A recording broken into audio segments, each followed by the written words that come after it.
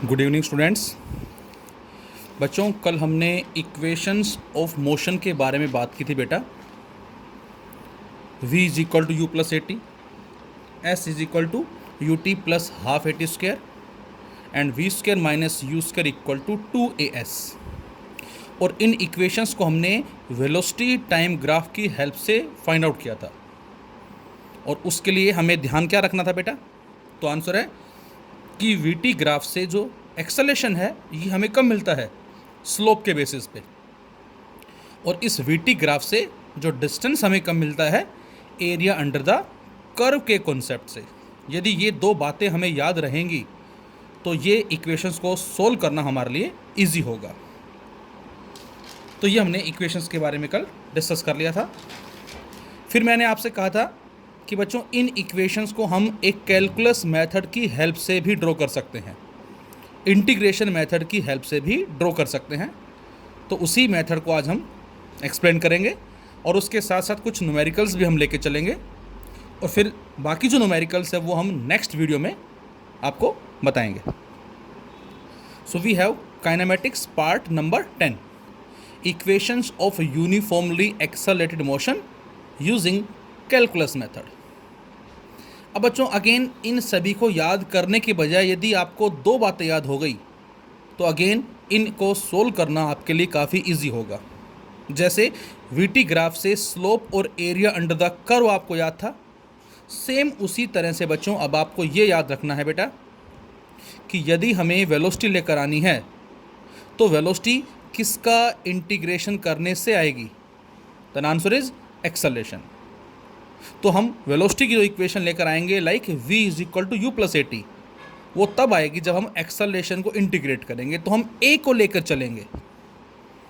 Second case में यदि हमें s लेकर आना है तो s किसका इंटीग्रेशन करने से आएगा? वेलोसिटी का। तो हम v लेकर चलेंगे और उससे x आ जाएगा। तो देखें ज़रा, तो v लाने के लिए हमें a लेके चलना पड़ेगा और इसीलिए हमने लिखा a equal to D V by D T, where dv is the change in velocity in time dt।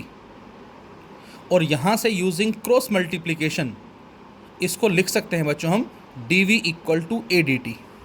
और अब दोनों तरफ इसको इंटीग्रेट कर दें बेटा हम।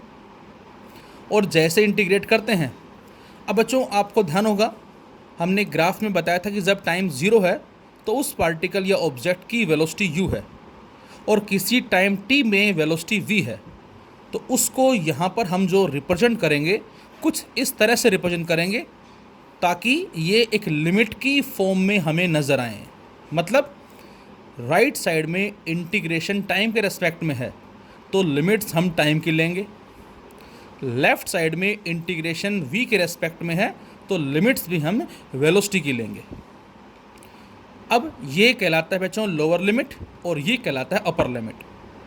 तो जब टाइम की वैल्यू 0 है उस केस में इनिशियल वेलोसिटी कितनी है बेटा? u and after time t final velocity is v। और बच्चों अब इसको हम इंटीग्रेट कर देंगे using the concept x raise to the power n into dx। जब हम x की पावर n dx को सिंप्लीफाई करते हैं बेटा तो हमें मिलता है जितनी भी पावर है उसमें एक ऐड करते हैं और उसी से डिवाइड करते हैं। मतलब x की पावर n+1 अपॉन n+1, बशर्ते कंडीशन इसके लिए क्या ध्यान रखनी है आपको, जो n है बेटा वो -1 नहीं होना चाहिए। मतलब ये 1/x dx के लिए एप्लीकेबल नहीं होगा। ये कॉन्सेप्ट हमारा 1/x dx के लिए एप्लीकेबल नहीं होगा। इसके लिए तो हम क्या लिखते हैं? इसके लिए हमारा ये फॉर्मूला आता है log x का। ये आई थिंक आपको बताया था मैंने मैथमेटिकल टूल्स में। तो ये आ जाएगा हमारा। तो बच्चों dv चेंज इन वेलोसिटी है बेटा, और जब dv को इंटीग्रेट करेंगे तो हम क्या आ जाएगा? v और लोअर और ये अपर लिमिट्स हो गई। राइट साइड में a जो कि कांस्टेंट है एज इट इज़, dt का इंटीग्रेशन बच्चों t हो जाएगा। और अब दोनों पे अपर लिमिट माइनस लोअर लिमिट कर दें हम। एक मैं आपसे एक चीज़ और कहता हूँ, एक मैं आपसे कहता हूँ बच्चों dt का इंटीग्रेशन, और एक मैं आपसे कहता हूँ बेटा t इंटू डी टी का इंटीग्रेशन।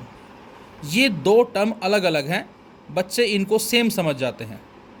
जैसे मैं आपसे कहता हूँ कि ऑब्जेक्ट चला 10 सेकेंड्स तक, उसका थोड़ा सा टाइम सपोज 0.5, फिर थोड़ा सा टाइम 0.5, फिर थोड़ा सा टाइम 0.5, तो ऐसे 0.55 को हम ऐड करते जाएंगे तो टोटल टाइम कितना आएगा, 10 सेकेंड आ जाएगा। तो इसलिए हम dt को t लिखते हैं, टोटल टाइम। लेकिन t dt जो बेटा, इसका मीनिंग क्या होगा, यहाँ पर t को इंटीग्रेट करना है, टाइम के रेस्पेक्ट में ही है, लेकिन dt के साथ ऑलरेडी t है, पावर 1 है, तो यहाँ पर हम ये कॉन्सेप्ट लगा देंगे, तो ये आ जाएगा t की पावर 2/2।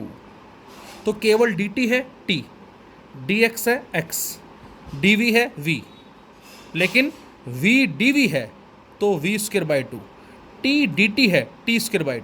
इस तरह से आपको याद रखना है।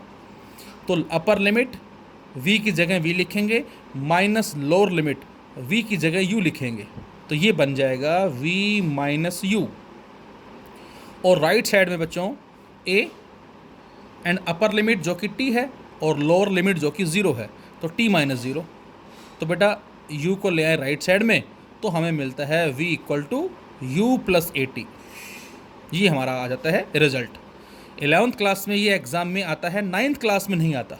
9th में डायरेक्ट इन पे बेस्ड न्यूमेरिकल्स हमें मिलते हैं बेटा।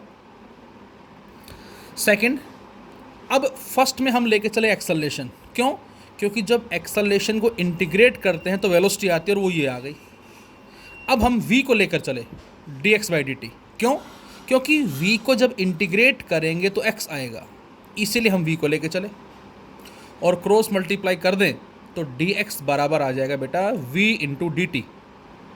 और बच्चों v की वैल्यू अभी हमने सोल्व कर ली है, u प्लस at यहाँ रख दें, हम u प्लस at रखा इंटू dt, और अब इंटीग्रेट कर दें दोनों तरफ हम। इनिशियल डिस्टेंस x0 जब टाइम 0 है, फाइनल डिस्टेंस x जब टाइम t है। क्योंकि यहाँ हम स्ट्रेट लाइन मोशन की बात कर रहे हैं बच्चों। ये ओरिजिन है सपोज करें, और ऑब्जेक्ट पहुँचा यहाँ पर x0 जब टाइम कितना है 0, और उसके बाद पहुँच गए यहाँ x जब टाइम कितना है t। तो यहाँ से यहाँ तक की वैल्यू क्या कहलाएगी, ये टोटल ये x, ये x0, तो ये कितना आएगा बेटा, ये आ जाएगा x माइनस x0। और कितना time, t minus 0, t time में ये आ जाएगा यहाँ से। तो यहाँ से हम लिख सकते हैं dx का integration, u plus at into dt का इंटीग्रेशन। तो बच्चों dx का x आ गया, और उसी तरह से अपर लिमिट माइनस लोअर लिमिट लगा दें। अब यहाँ पर हमने क्या किया, इस dt को दोनों से अलग अलग मल्टीप्लाई कर दिया, u के साथ भी dt लिख दिया, प्लस at और इसके साथ भी dt लिख दिया।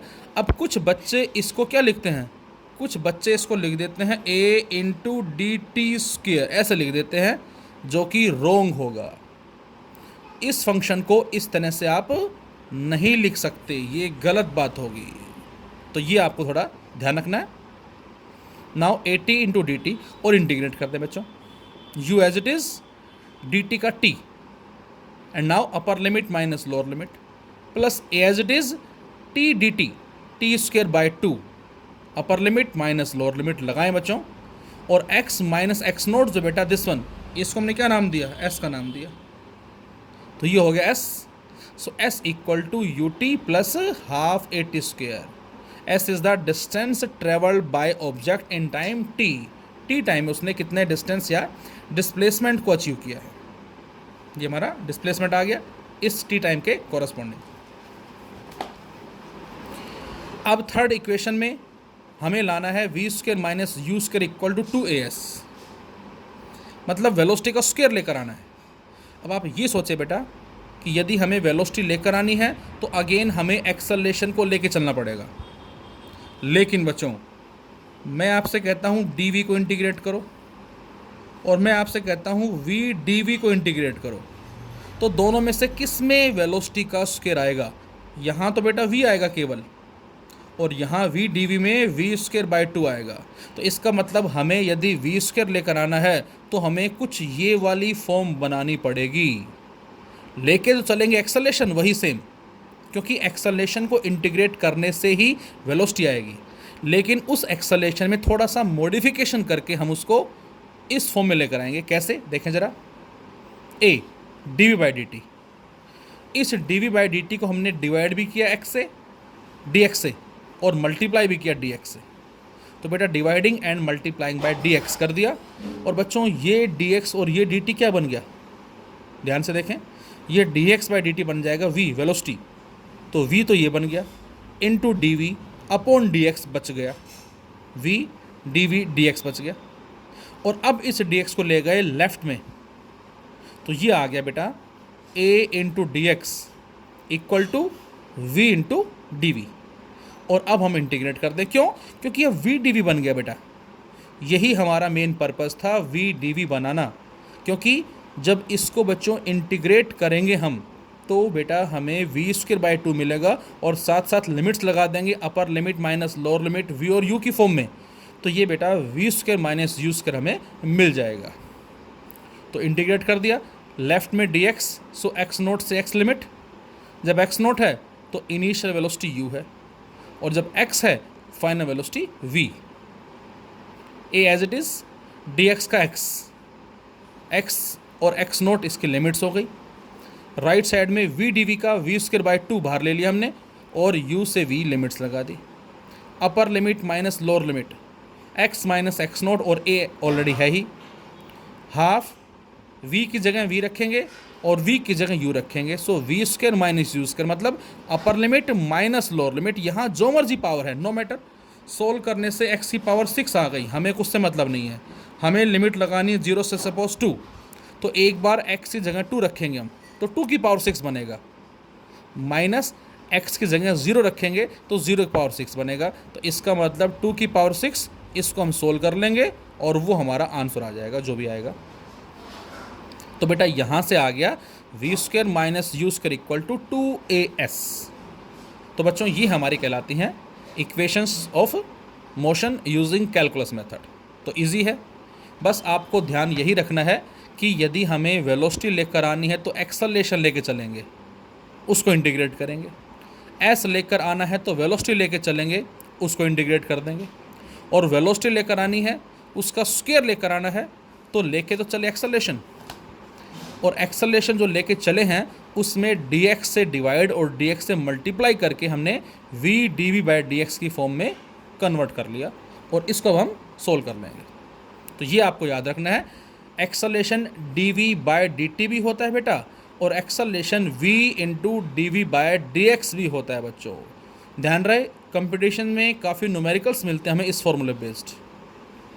वेलोसिटी को x के रेस्पेक्ट में डिफरेंशिएट करके वेलोसिटी से मल्टीप्लाई कर दें तो एक्सेलरेशन आ जाएगा, या डायरेक्ट वेलोसिटी को टाइम के रेस्पेक्ट में डिफरेंशिएट कर दें तो एक्सेलरेशन आ जाएगा। तो ये दोनों फॉर्मूले हमारे एक्सेलरेशन के हैं। इस फॉर्मूले का आपको विशेष रूप से ध्यान रखना है, ये भी हमारा यूज़ होगा न्यूमेरिकल्स में, बात करेंगे आगे हम कैसे। रिजल्ट दोनों से सेम आएगा बच्चों। इसके अलावा आपको कुछ बातें और याद रखनी है, जो हमारे एक्सेलरेशन ड्यू टू ग्रेविटी से रिलेटेड न्यूमेरिकल्स हैं, वो हम कैसे सोल्व करेंगे। तो लिखा मैंने, हमने किसी ऑब्जेक्ट को एक सर्टेन हाइट से ड्रॉप करवा दिया और वो ग्राउंड तक पहुंच रहा है, और जो हाइट है बेटा वो h है। तो यदि बच्चों इस केस में हम एयर रेजिस्टेंस को नेगलेक्ट कर दें तो क्या होगा। तो आंसर है, if air resistance is neglected then all bodies falls with acceleration having equal to acceleration due to gravity. क्योंकि जो ग्रेविटी का जो फोर्स है बच्चों, वो उसको नीचे की तरफ खींच रहा है, तो उसकी वजह से जो एक्सेलरेशन प्रोड्यूस होगा बेटा, उसको हम नाम देंगे एक्सेलरेशन ड्यू टू ग्रेविटी का। तो न्यूमेरिकल्स में जब भी आपसे कहा जाए कि ऑब्जेक्ट को सर्टेन हाइट से हमने क्या कर दिया, फ्रीली फॉल करवा दिया, and this type of motion is known as freely fall, तो बेटा उस केस में हम क्या क्या चीज़ें लेके चलेंगे। First u0, second a equal to g, और g की वैल्यू मे बी 9.8, या हो सकता है न्यूमेरिकल्स में 10 दे रखी है तो हम 10 भी ले लेते हैं उसको। हाँ, गिवन नहीं है तो फिर बच्चों आप 9.8 ही रखेंगे उसको। अब यदि u0 है और a g है बेटा, तो फर्स्ट इक्वेशन क्या आएगी बताएं ज़रा।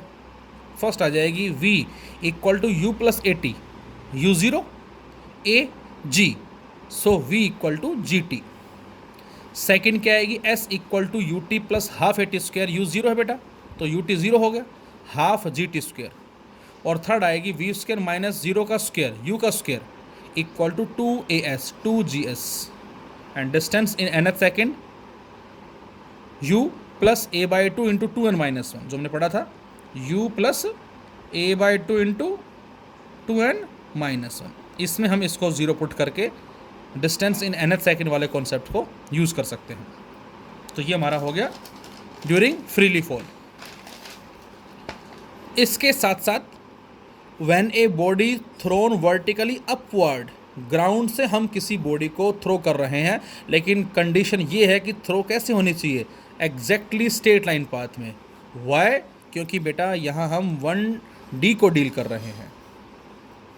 प्रोजेक्टाइल मोशन में हम स्टडी करेंगे कि यदि हम ऐसे ना फेंक के इस तरह से फेंकते हैं तो क्या होगा, तो हम बात करेंगे वहाँ हमें रिजल्ट्स जो हैं वो क्या क्या मिलेंगे।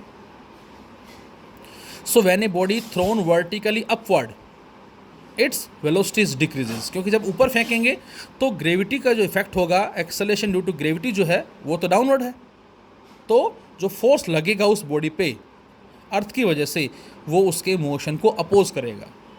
So when a body thrown vertically upward its velocity is decreases, वो लगातार घटती जाएगी और एक समय वो आएगा जब उसकी वेलोसिटी 0 हो जाएगी। लेकिन 0 कहाँ होगी बेटा? तो आंसर है जब वो मैक्सिमम हाइट को अचीव करेगा वहाँ पर उसकी वेलोसिटी 0 हो जाएगी। क्या एक्सेलरेशन 0 होगा? Then answer is no. अब यहाँ आंसर नो क्यों है? क्योंकि एक्सेलरेशन तो एक्सेलरेशन ड्यू टू ग्रेविटी का इक्वल होता है, तो ये आपको याद रखना है। So it velocity is decreases and the value of g is taken as negative. तो बेटा इस सिचुएशन में हम g की वैल्यू को नेगेटिव लेंगे। नेगेटिव क्यों लेते हैं? तो इसका मैकेनिज्म हम स्टडी करेंगे ग्रेविटेशन चैप्टर में, कि अर्थ के सरफेस से ऊपर जाते हैं एक्सेलरेशन ड्यू टू ग्रेविटी की वैल्यू डिक्रीज होती है। दिस इज अर्थ सरफेस, इससे ऊपर जाएंगे g की वैल्यू घटेगी। अर्थ सरफेस से नीचे जाएंगे g की वैल्यू अगेन घटेगी, यहाँ भी डिक्रीज, यहाँ भी डिक्रीज। अब आप कहेंगे सर ज़्यादा तेज़ी से डिक्रीज कहाँ होता है बेटा? तो ज़्यादा तेज़ी से जो डिक्रीज होता है बच्चों वो हाइट के केस में होता है, और आई थिंक आपने 9th क्लास में पढ़ा भी होगा GD एंड GH 1 माइनस में 2h by r into g and GD 1 minus D by r into g. ये G सरफेस पे है, D डेप्थ, H हाइट। तो हाइट के केस में ज़्यादा तेज़ी से acceleration due to gravity decrease होती है। तो इस केस में बेटा g को हम नेगेटिव लेंगे और मैक्सिमम हाइट पे फाइनल वेलोसिटी को 0 लेंगे हम। तो इस सिचुएशन में बच्चों हम जो इक्वेशन लेंगे किसी इंस्टेंट पे वो होंगी v is equal you minus G T. Minus G T क्यों कर दिया? क्योंकि हमने a को रिप्लेस कर दिया माइनस जी से। s equal to you T minus half ji T square, क्योंकि a की जगह माइनस जी आ गया बेटा। V square minus you square equal to 2 minus G into S. तो ये इक्वेशंस को हम स्टडी करेंगे। इसके साथ साथ बच्चों जहाँ भी लिखा मिले हमें न्यूमेरिकल्स में स्टार्टिंग फ्रॉम रेस्ट, मतलब इनिशियल वेलोसिटी 0 है, ब्रेक्स अप्लाई करके व्हीकल रेस्ट में आ गया, फाइनल वेलोसिटी जो बेटा वो क्या हो जाएगी? 0 हो जाएगी। तो ये भी हमें ध्यान रखना है। अब जरा कुछ 2-3 न्यूमेरिकल्स लेते हैं, थोड़ा ईजी रहेगा समझना आपके लिए। नेक्स्ट वीडियो में हम और बाकी क्वेश्चंस के बारे में बात करेंगे। बच्चों इस डायग्राम में इजी न्यूमेरिकल है। एक हमें हाइट गिवन है 100 मीटर और आपसे कह रहा है कि किसी टाइम में हमने किसी बॉडी को एक सर्टेन हाइट से फ्रीली फॉल करवाया, ड्रॉप करवाया, और उसी टाइम में बच्चों किसी दूसरी बॉडी को ग्राउंड से ऊपर फेंका 25 मीटर पर सेकेंड की रफ्तार से। इसको तो फ्रीली फॉल करवा दिया और उसी टाइम में ग्राउंड से किसी दूसरी बॉडी को ऊपर फेंका गया 25 की रफ्तार से। तो हमें बताना है when and where the two balls will meet, कब और कहाँ पर दोनों बॉल मिलेंगी। तो बच्चों इसको हमने ए, इसको बी, और हमने अपनी तरफ से मान लिया कि बीच में ज़रूर कोई ना कोई ऐसा पॉइंट होगा जहाँ दोनों बॉल मिलेंगी बेटा, और बच्चों उस पॉइंट को हमने सी मान लिया और अपनी तरफ से माना कि उस पॉइंट का जो डिस्टेंस होगा मैक्सिमम हाइट से वो है x। तो ग्राउंड से कितना बचेगा? टोटल 100 है, ये x है, तो बच्चों ये आ जाएगा 100 माइनस x, ये आ गया। तो ये बॉल तो नीचे आ रही है और ये ऊपर जा रही है। जो नीचे आ रही है उसमें हम जो कॉन्सेप्ट लगाएंगे वो ये वाला लगा देंगे, जो ऊपर जा रही है उसमें कॉन्सेप्ट हम ये वाला लगा देंगे। देखिए ज़रा, first taking vertically downward motion, जो नीचे आ रही है। अब जब नीचे आती है बेटा तो यू 0 है, ए कितना होगा, जी के बराबर होगा, 10 मान लेते हैं, एस कितना है, एक्स। तो यहाँ से इक्वेशन क्या बन गई, S equal to U T plus half A T square में एक्स बराबर यू 0 है, यू टी 0 हो गया, हाफ जी टी स्क्वायर। तो ये आ गई हमारी डाउनवर्ड जर्नी की equation number 1। Taking vertically upward motion, ऊपर की तरफ। अब जब ऊपर जा रही है तो फिलहाल u25 है, ए क्या लेंगे बेटा, माइनस जी, अभी बताया आपको माइनस जी आ गया। अच्छा s कितना है इस केस में, s 100 माइनस एक्स। तो अब इन सभी को पुट करें इक्वेशन में, s is equal to U T plus half A T square, s 100 minus x, u25 into t minus half G T square, second equation आ गई। और यदि बच्चों फर्स्ट और सेकेंड को ऐड कर दें तो बेटा ये x है, ये 100 माइनस एक्स है, x से x कट जाएगा, 100 बचेगा। राइट साइड में ये हाफ जी टी स्क्वायर है, ये minus half G T square, ये भी कट जाएगा। तो क्या बचा, 25 T equal to 100, it means T equal to 4 second. इसका मतलब 4 सेकेंड के बाद दोनों बॉडीज़ आपस में मिलेंगी। लेकिन कहाँ मिलेंगी, इस 4 को पुट कर दो आप यहाँ, जी 10 है तो हाफ इंटू 10 इंटू 4 का स्क्वायर 16 अपॉन में 2 इंटू 10 कितना आ जाएगा, तो ये आ जाएगा 10/2 5 और 16×5 80, 80 मीटर। तो इसका मतलब उस पॉइंट का जो डिस्टेंस है इस ए से वो 80 होगा। अब टोटल 100 है, ये 80 है बच्चों, तो ये कितना होगा, 20 मीटर होगा। तो ये हमें पता लग गया कि कब और कहाँ पर दोनों बॉल मिलेंगी। सी पॉइंट मिलेंगी जिसका ग्राउंड से डिस्टेंस 20 होगा और अपर पॉइंट से उसका डिस्टेंस 80 होगा। इसी में ही बच्चों में क्वेश्चन दे रखा है, पढ़े। A body starting from rest, इसका मतलब u0 accelerates uniformly along a straight line at a rate of 10 metre per second square for 5 seconds. कोई बॉडी स्टार्टिंग फ्रॉम रेस्ट है, एक्सेलरेट कर रही है स्ट्रेट लाइन के अलोंग, किस रेट से, 10 metre per second square, this is acceleration for 5 second, 5 second तक उसने ऐसा किया। It then moves for 2 seconds with uniform velocity, और उसके अगले 2 सेकेंड तक बॉडी चली है कॉन्स्टेंट वेलोसिटी से, 5 और 2 7 तक, ये इसका मतलब हो गया 5 to 7। Then it retards uniformly and comes to rest in 3 second. अब 7 से आगे 3 सेकेंड में रिटार्डेशन है और वो रेस्ट में आ गई। Draw velocity time graph and find total distance. बेटा हमें इसका एक वेलोसिटी टाइम ग्राफ प्लॉट करना है। सबसे पहले मैं आपसे कहूँ u हमें 0 दे रखा है बेटा, u 0 हो गया। a कितना है, 10 metre per second square, t कितना है 5। इस u a t की हेल्प से v सोल्व करें हम बच्चों, तो v बराबर u प्लस a t, तो ये 50 मीटर पर सेकेंड आ जाएगा। तो इसका मतलब 0 से 5 सेकेंड में उसने 50 की रफ्तार को अचीव कर लिया। 5 से 7 50 है, क्यों, क्वेश्चन में ऑलरेडी गिवन है कि अगले 2 सेकंड तक वो यूनिफॉर्मली चल रही है। तो बेटा यहाँ से इसका वेलोसिटी टाइम ग्राफ कुछ ऐसा आ जाएगा, 1 2 3 4 5 and this one is velocity, और 0 से 5 के लिए लगातार इस तरह से, क्योंकि यूनिफॉर्म एक्सेलरेशन है, और 50 इसने अचीव कर ली 5 सेकंड में। अगले 2 second uniform straight line, acceleration is 0। इस दौरान बच्चों एक्सेलरेशन 0 होगा क्योंकि स्लोप 0 है। और फिर अगले 3 सेकंड में 7 के बाद 8 9 10 रेस्ट में आ गई। तो ये बन गया इसका वेलोसिटी टाइम ग्राफ। और अब डिस्टेंस निकालना है, इसका मतलब हमें क्या निकालना है बेटा, एरिया अंडर द कर्व निकालना है बच्चों। करें, triangle rectangle triangle, half into base 5 into height 50 plus rectangle length into breadth, length 50 है ब्रेड्थ 2 है, 50 इंटू 2। फिर triangle half into base 3 height 50, या डायरेक्ट आप एरिया ऑफ ट्रेपेज भी फाइंड आउट कर सकते हैं, एक ही बात होगी। और सोल्व करने से बच्चों 300 मीटर बी द आंसर। इसी तरह से क्वेश्चन है t equal to root X plus three, find displacement when velocity zero. बच्चों इस तरह के क्वेश्चंस हमें अक्सर मिलते हैं एग्जाम के अंदर भी। हमें डिस्प्लेसमेंट निकालना है कब, जब वेलोसिटी जीरो है। तो बच्चों ऐसे क्वेश्चंस में जनरली ऐसे भी कहता है वो, find out velocity when acceleration is zero. तो बेटा इन कंडीशंस का मतलब ये है कि वो हमसे टाइम की वैल्यू निकलवाना चाह रहा है।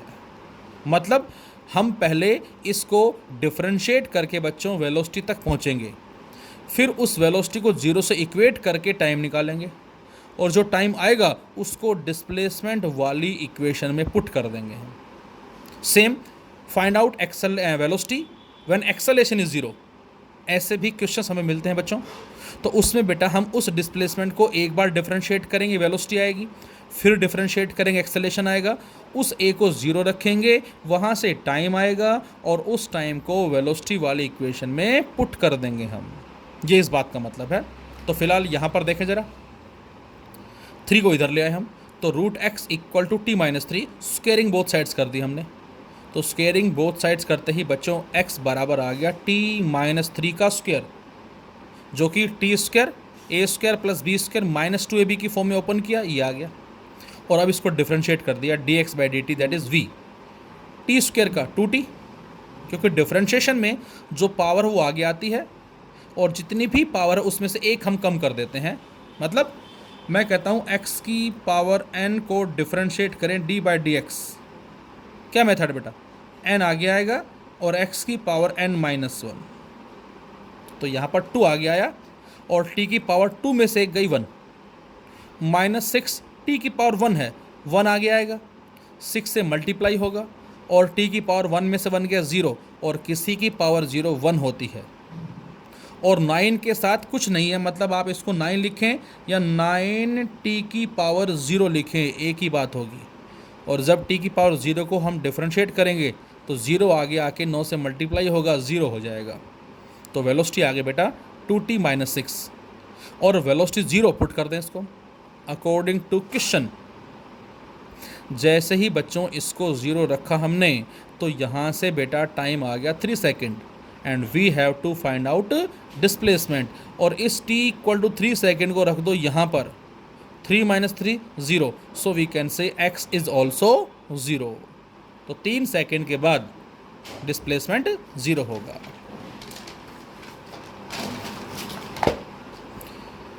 इसी में ही x दे रखा है हमें -2/3 T square plus 16t plus 2, x की इक्वेशन दे दी।